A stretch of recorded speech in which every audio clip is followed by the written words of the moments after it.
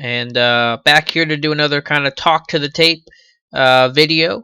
And sometimes we focus on scheme, sometimes we focus on individual, but today I want to go more individual. And I've talked a lot about the defense in the past videos, about Ryan Shazier and the Steelers' pass rush issues, which obviously were alleviated in this game, stopping AJ Green. So I wanted to kind of switch things up, talk about the offense a little bit, and I wanted to focus on Sammie Coates because I think maybe just in the totality of it all, this past Sunday might have been his best game as a Pittsburgh Steeler, and that might not be completely reflected in the stat line, and it might not be statistically the best game he's ever had. But I think it kind of showed the most well-roundedness of him and the receiver that he can be and is working towards becoming. And I think Mike Tomlin had pointed that out as well in his press conference, either right after the game or his Tuesday, weekly presser. But 3 plays I want to look at about Sammie Coates, and they kind of show a little bit of everything, some IQ, some physical ability, size and speed, and some toughness too, and playing to that size. I think all three kind of show that well and have kind of those layers. So we'll get into it here with our very first play of the entire game, actually, for Pittsburgh. And they're going to come out in kind of a run heavy look. They're in 12 personnel, balls on their 5 yard line. Kansas City's going to respond, rotate the safety down, and they're going to play single high safety. So you're going to basically get one-on-one matchups to the outside here. Marcus Peters at the top, Steven Nelson down here at the bottom. So Steelers are aggressive. That's how they want to be. Ben said that's what he asked Todd Haley, I want to take a shot real early. I want to kind of test these guys. And I'm just going to kind of run it through here. But here's Coates at the top. Just, going to stem outside a little bit, but just a straight go ball. It's one-on-one with a great corner in Marcus Peters. What I love about Sammie Coates is obviously that speed. It's a little more Davis Bryant like, in that you're a little surprised that a guy that size and kind of frame is that fast. And he gets on top of routes really quickly. He eats up cushion in a hurry. He's able to stack and get on top of cornerbacks, so they have to work through him instead of being in a hip to hip relationship where the cornerback has as much of a chance as the receiver. Coates is able to get on top of guys really well. So, you can tell Peters might have opened the gate a little bit, but we're already about 20 yards in, and Peters had, I think, a 7 to 10 yard cushion, and they're basically hip to hip. The ball was just thrown by Ben Roethlisberger. Again, they're up here at the top, and what Coates is able to do, ball in the air. Now they're totally hip to hip, step for step. He's able to swap hips and get on top of Peters, get on top of this route, on top of the cornerback, and now make Peters work through him potentially to get the football. So you see at the 30 yard line here, he's on top of the route, he's on top of the corner. Now the corner's behind in a total trail position. This coach able to maintain speed while being able to find and track the football. And as it comes down, it's a little underthrown, some weather conditions. This is still a 45, maybe 50-yard throw from Ben Roethlisberger. So it's a little underthrown. Now Coates has to come back to it, find the football, go up and get it. The end zone angle is going to show this a whole lot better. So let's look at the end zone angle here about Sammie Coates playing to his size. He hadn't really been doing that, a little too passive, not as aggressive, not playing to the physical traits and tools that he definitely has. So again, getting on top of the route, again, is Peters and trail. Coates looking, tracking the football, and just go up and get it. And we're going to run it through here and see that. High pointing the football, see that vertical. Peters is on the ground. Coates is in the air, able to find the football, work back to it. Basically high pointed. That's about his highest point as the ball's, just a foot or two from his hands. Able to come up with a football, be the aggressor against Marcus Peters. And a lot of occasions, knowing Marcus Peters' style, he's the aggressive one. He's the one that's going to take those chances to win a lot of matchups. The numbers speak for themselves. What he did against Kansas City, being the aggressor, the more physical and kind of the alpha male of the two cornerback wide receiver, which is rare for a corner. But Peters is that good and that talented and has that mentality. But Coates is able to win that battle, high point the football, make the catch, come down with it. And then he even had the football IQ to run, just in case he, not 100% sure if he was down or not, or if Peters had touched him. I think that's a very small thing, but it kind of showed some of his football IQ too, to keep the play going, just in case, something happened. But it's a great job to high point the football. I'm going to run through the aerial view again. Coates at the top of your screen.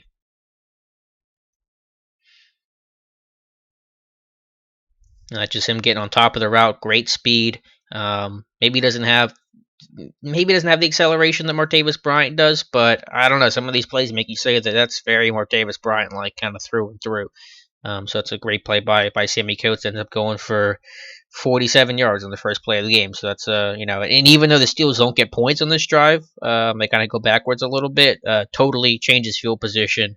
Steelers go 3 and out here. Kansas City gets the ball around midfield. They got a great opportunity here on their second drive of the game. They move the ball a little bit on their first drive.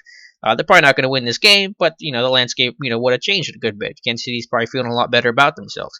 So at the very worst, and what ended up happening was you end up flipping field position and pinning the Chiefs back, and that's where they start to strive at the next one at their own 24. It looks like. So yeah, it's a massive 30-yard field position kind of difference. Next one I want to go to is in the third quarter, and it's not going to be a play most people are going to remember or care about or be the highlight reel on Sports Center. There it is right here. But I think this kind of shows some of his toughness and playing to his size. Which is what coaches kind of struggle to do at times, making sure he was going all out, had great effort from a snap to snap kind of basis. And you kind of see this here. I think we're going to get maybe a better look at the end zone angle, so I'll just let the aerial one run through. But it's going to be just a little bubble screen to Coates, something pretty common in Pittsburgh. And it's a little blurry just because of the way the camera has the pan over, but it doesn't work out. The blocking isn't there. Ryan Harris trying to get out in space in time, so you end up getting two corners. There's really no one getting blocked here. So immediately, as soon as Coates catches the football, he's got someone in his face. And that's, again, Marcus Peters. Peters right there with the tackle. Now, Peters' form might not be the best, going pretty high here, not really being able to get low and drive through. But Coates, not giving up on this play, even though it's clearly kind of a bust at this point. He's able to throw Peters off, get away, and get upfield, and ends up losing, just a yard. And so he turns what would have been I don't know what it would have been a negative, 3-4 yard loss into only a loss of 1. Now you're in a better spot. And I just like we'll show it again from the aerial view. I just like the physicality, the effort, playing to that big guy size, not being passive, fighting hard, trying to get every yard, even in a less than ideal situation where you're kind of probably thinking, okay, we're not gonna get the desired outcome here. We're not gonna get a whole lot of positive yards. But you worked hard, and now your team's in a better spot than losing 4 to 5 yards. I mean, we'll look at literally what the difference might have been, because I haven't thought about that or really gotten the number on it. And the ball's at the 32 on the snap.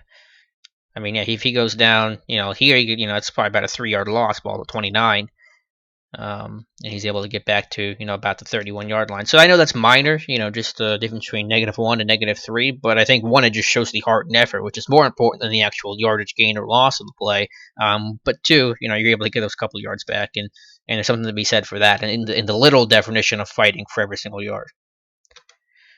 Last play, which is actually this next play is gonna be my favorite. That maybe my favorite play Coates has ever had, or right up there with a couple of the other scramble drills, because that's what we're talking about here: is scramble drills, staying with the play when it breaks down, staying with Ben Roethlisberger, becoming a trusted and reliable target. And we'll run this thing through. Coates is going to be down here at the bottom, kind of motion into that nasty, real reduced split. And Coates is, I'm not sure if it's supposed to be pivot route or if the linebacker here kind of forced his hand at it or what exactly his route was going to be. Steelers did run a lot of those crosses coming across the field in that game, so that probably is supposed to be a shallow cross for Sammie Coates here, and the defender's able to kind of, bump him off that route. And Coates is starting to try to settle back down and just become, show your numbers to the quarterback and become an open target, and he thinks Ben's going to throw it to him. But Ben ends up, extending the play, looking to scramble, and here goes Coates running with him, And we'll get a good look at this at the end zone view here in a second. But Coates gets himself open, makes a man miss. It's an 18-yard gain. And again, the end zone angle is the one to really look at here. Again, Coates here to your right. It's supposed to be a crosser. Linebacker bumps him off. Coates looks to settle. Nice job looking at the linebacker, realizing, okay, I'm in grass, I'm in space. I don't want to run to that. So let's settle down, show the numbers to the quarterback, and as soon as there's Ben, he's looking to run. There goes Ben's eyes. Where does Sammie Coates' eyes go? To his left, our right, looking for space. Where's the coverage at? Where's the next defender at? Where's my open grass at? and he's able to run with them. He's checking back at his quarterback. He's looking back at the coverage. He's able to multitask while being able to keep speed and move through his route and his scramble drill. Staying on the same side of his quarterback. He's not running away. He's not going. You could go deep. These typical scramble rules. The deep routes come back and the short routes go deep. But he's not settling. He's not kind of waiting and just kind of sliding over. He's in a sprint. When he's reading the coverage and reading his quarterback. Eyes back to the quarterback at this point. Sees Ben going to throw. He's settling down. There's open grass there. Makes a clean hands catch. And now he's getting upfield. Now he's a receiver. Now he's a playmaker. And he's able to make the safety Ron Parker miss, and it's an 18-yard gain. It's a very impressive play by Sammie Coates. It's a very heady, high IQ the whole way through. Being able to digest information in a very short period of time in these scramble drills. And I'm sure that's going to really kind of appeal Ben Roethlisberger to him and say this is a guy that's really picking things up and is learning the system and learning what to do when things go wrong. And this is going to be a common thing with Ben Roethlisberger, guys who wants to extend the play. Oftentimes, even though we know that Ben still actually does his best work in the pocket and he's not that sandlot quarterback that maybe he once was, he's still going to do this 3 to 4 times a game. And when you have guys who are able to follow the scramble drills, you see everyone else do it too. So now Coates is joining that rank. Le'Veon Bell, for example, just to talk about it here briefly, just running a simple flat route.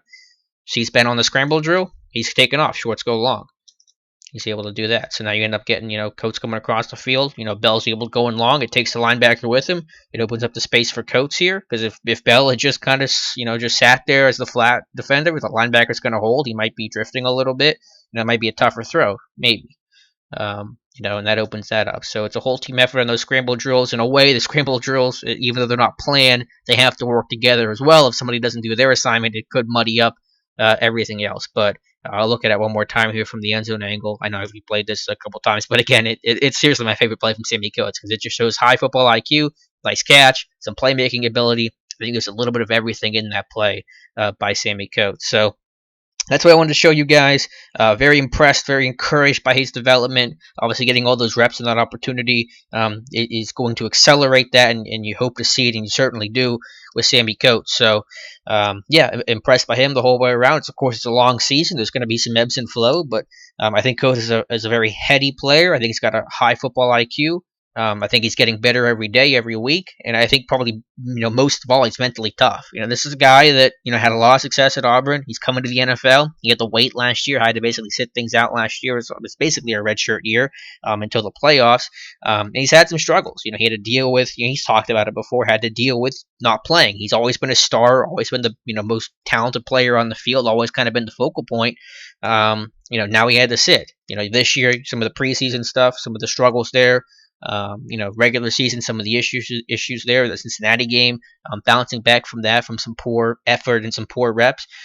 He's not stacking bad plays, and the occasional time that he does, he's going out there, he's making a positive play in response to that. So that's what I like most from Sammie Coates is that he's a mentally tough guy. He's not going to sulk. He's going to get better. And whenever you see him do something wrong, he's able to correct it and get better. And now I'm seeing more consistency from Sammie Coates, even in that 2-week span from the Bengals game to now. I think today was his most complete game to catch 6 passes, which led the Steelers. Only caught 6 passes one time in his college career at Auburn.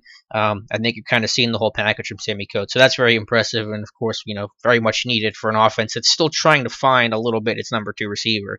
And then next year going forward, of course, that's going to be a major asset as well. So thank you guys for watching. Appreciate it. Let me know your comments about Sammie Coates, about the Steelers wide receiver group. Drop me a note there on the YouTube channel, on Steelers Depot, Twitter, however you can find me. That'd be great. Love to hear you guys' feedback. And remember our Friday chat will be at probably 3 p.m. Keep it 3 p.m. If it changes, I'll let you know in tomorrow's mailbag, or today I'll be posting this on Thursday morning. But yeah, 3 p.m. Friday, our 1 hour live chat. We'll watch some Steelers football. We'll talk some questions, talk a little bit of Jets, whatever's on your mind.